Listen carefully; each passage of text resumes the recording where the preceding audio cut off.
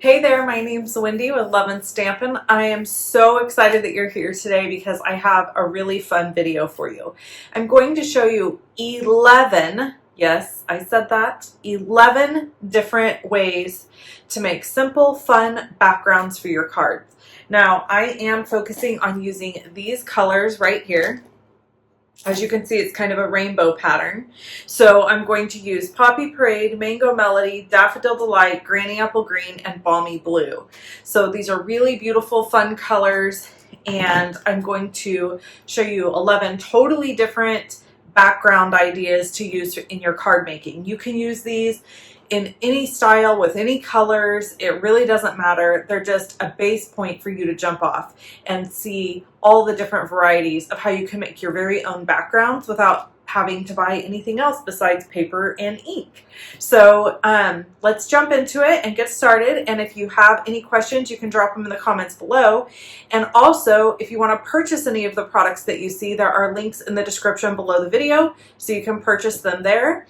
And when you shop with me March 2nd through March 22nd, and you spend $40 or more, you actually are going to get a free goodie pack of fun stuff in the mail from me in April as a thank you gift. So shop with me. There is a host code for those of you who shop with Stampin' Up! Regularly.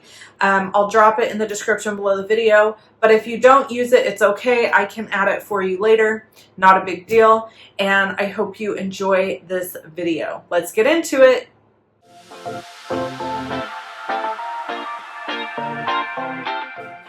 All right, let's start off with some pattern stamping.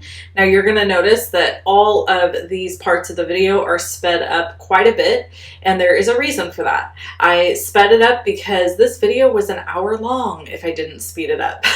But the good news is, you know that in 1 hour you could make 11 backgrounds, totally different. Just pick out a color scheme, use the same colors, that'll cut down on your time, and go for it.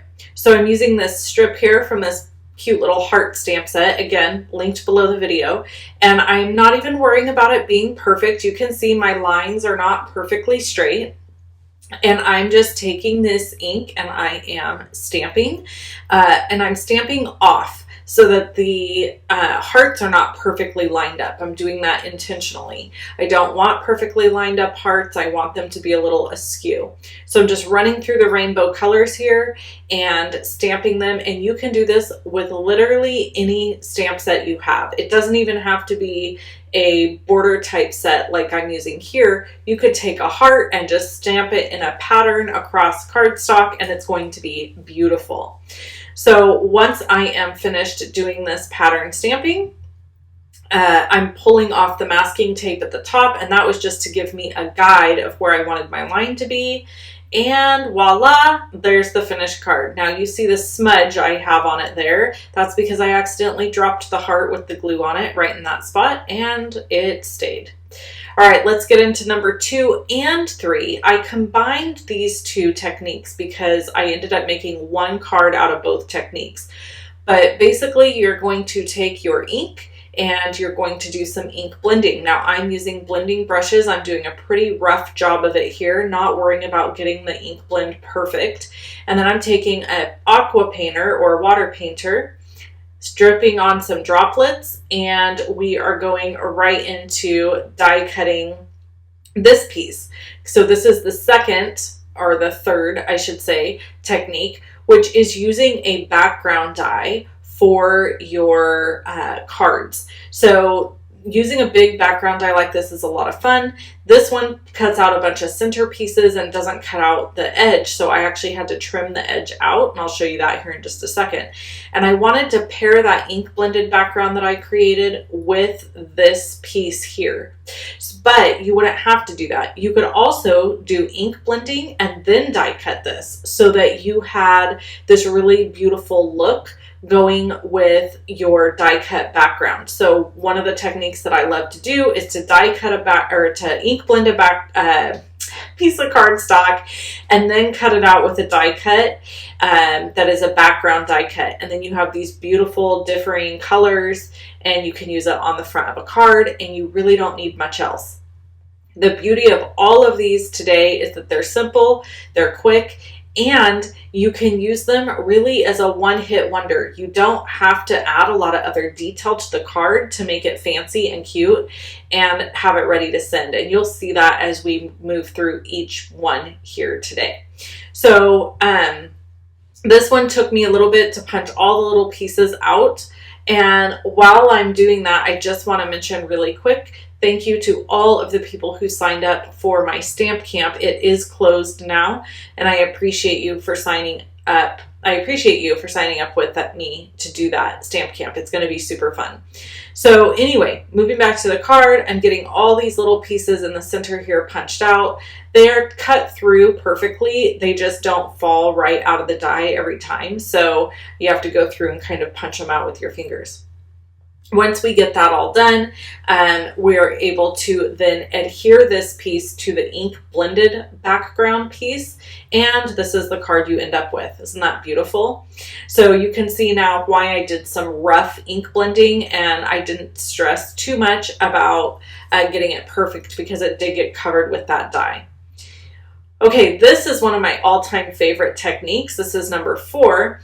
Use your scraps. So I grabbed some scraps of Poppy Parade, Mango Melody, Daffodil Delight, Granny Apple Green, and Balmy Blue. And I cut them to 1/2-inch strips. I'm lining this up here on my grid, finding the center of this piece of cardstock, and then I'm going to layer all of these strips of cardstock down. And we're gonna do something a little different. We're going to work from the middle out. So it's almost as if there's a rainbow coming from the center out, or center up and center down, because I end up turning this on its side when I get all done. But anyway, super cute. I absolutely love how this card turned out. And you really, again, don't need much. But for an added tip on this card, once you got all these pieces of cardstock laid down in place, you could simply take an embossing folder and run this entire piece through an embossing folder after you've trimmed off the excess. And once you do that, you're going to have this gorgeous piece of cardstock that looks like it's one piece of cardstock, and it almost gives the effect of like a quilted piece. So it's a really, really beautiful technique to do. I didn't do it here in this video because I wanted to keep everything really simple and quick for you, but that is an added step you can do. The other fun thing you could do with this is you could use a big background stamp, and you could white heat emboss right on top of it. So then it looks almost like you have puzzle pieced all these pieces of cardstock together, when in actuality, you just did one stamp right on top. So that's another option when you do this type of technique. I love this kind of technique. This is one of my very favorite things to do. And here's the finished card. As you can see, super simple. Just stamped happy birthday sentiment, and now we're moving on to number 5. We're doing a multicolor background stamp here. I'm taking my ink pads and I'm just smushing some ink down in sequence, in rainbow order, kind of tilting my ink pad. I'm using my Stamparatus tool. If you don't have a stamp positioning tool, I highly recommend you get one. You need one in your craft space.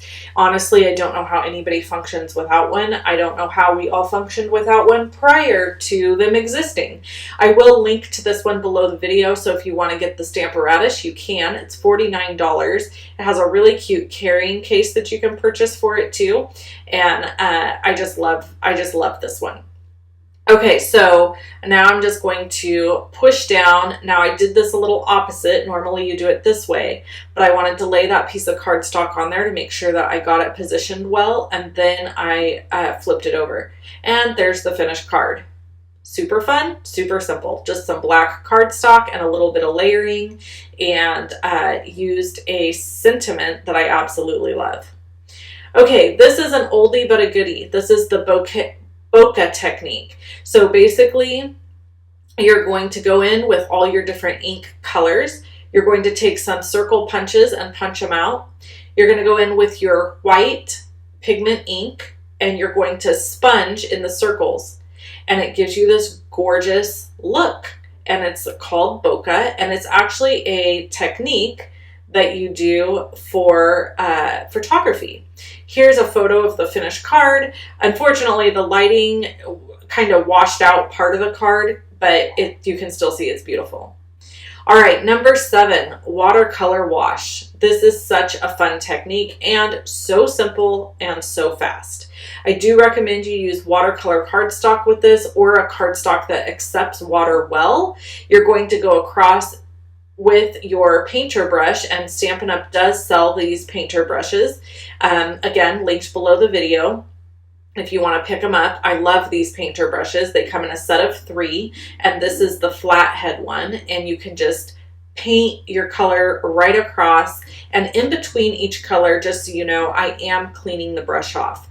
You just don't see that because this video is sped up so much, but I am cleaning the brush off so that I'm not transferring one color into another color and messing up my ink pads. So that one's finished, and I'm just going to get these ink pads out of the way, and this is the finished card.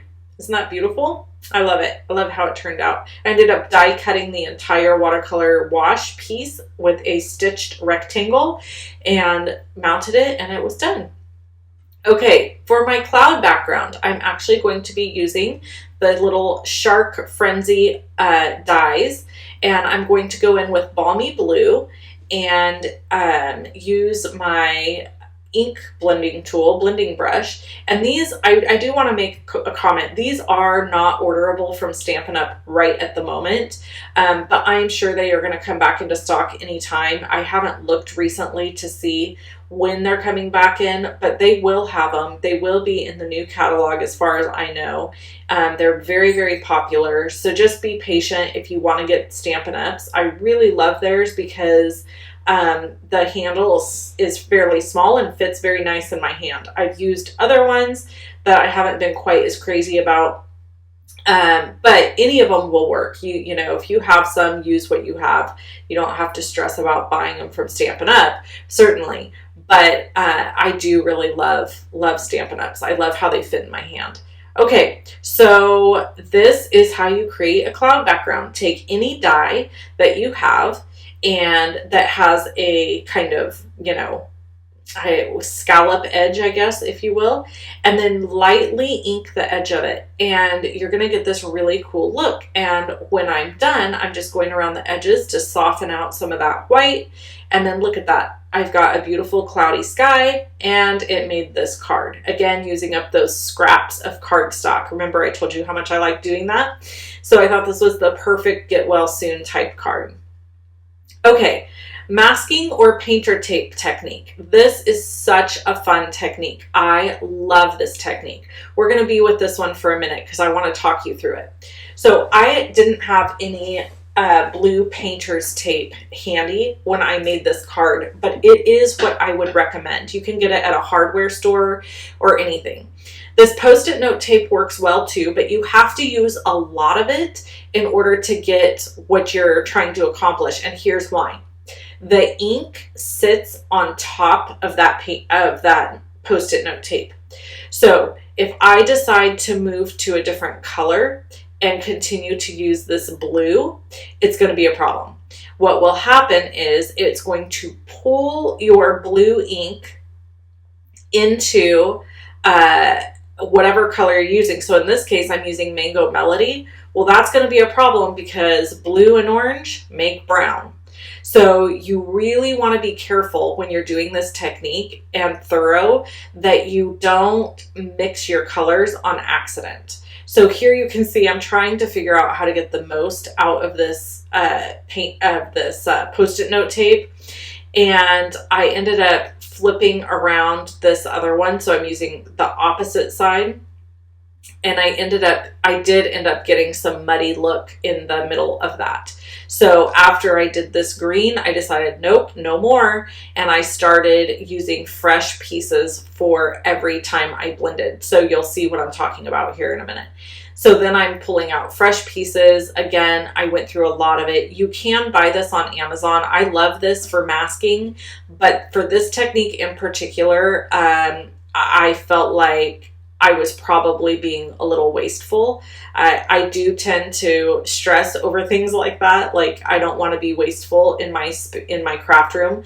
So Anyway, all in all, if I was going to make a whole bunch of cards like this, I would want to make sure that I was using something that I could either clean and reuse or that wouldn't transfer the ink easily from my blending brush. So here you can see I've got now that yellow all over my Post-it note tape. So what I'm doing, I caught on, I started moving the Post-it note tape and doing the same color in another area. So that is another option too that will help you save your tape, is to just continue to use the, in a different area, I guess is what I'm trying to say. Okay, so I'm sorry I'm a little off screen here as I'm doing this. I did not intend to do that, but I was very in the moment, let's say that. So I'm just going to take here and I need to add my Poppy Parade now. And you see I got a fresh piece of Post-it note tape and I'm going through the center there to create my line, and then I'll create one more.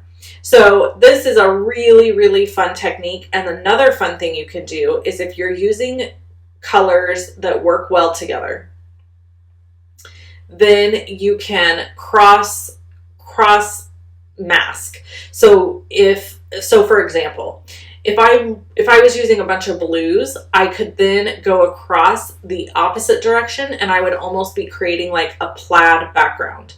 That would not work for this card in particular. For example, if I were to go in the other direction and mask a line and add green everywhere that there was a complementary color, which is actually the opposite of colors working together, then it would be brown.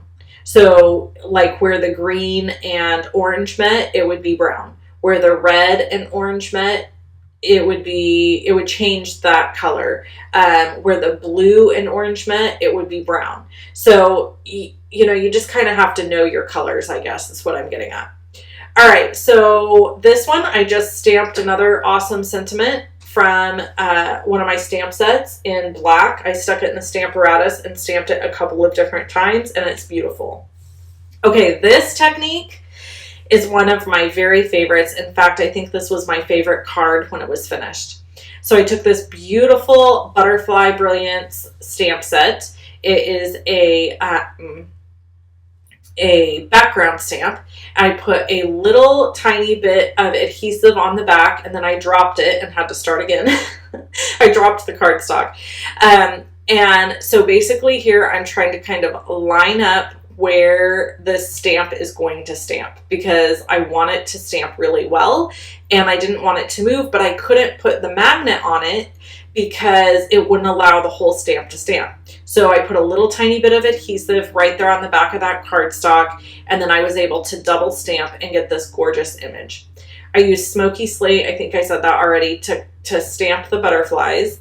And then I'm just removing this adhesive off of the back of the piece of cardstock.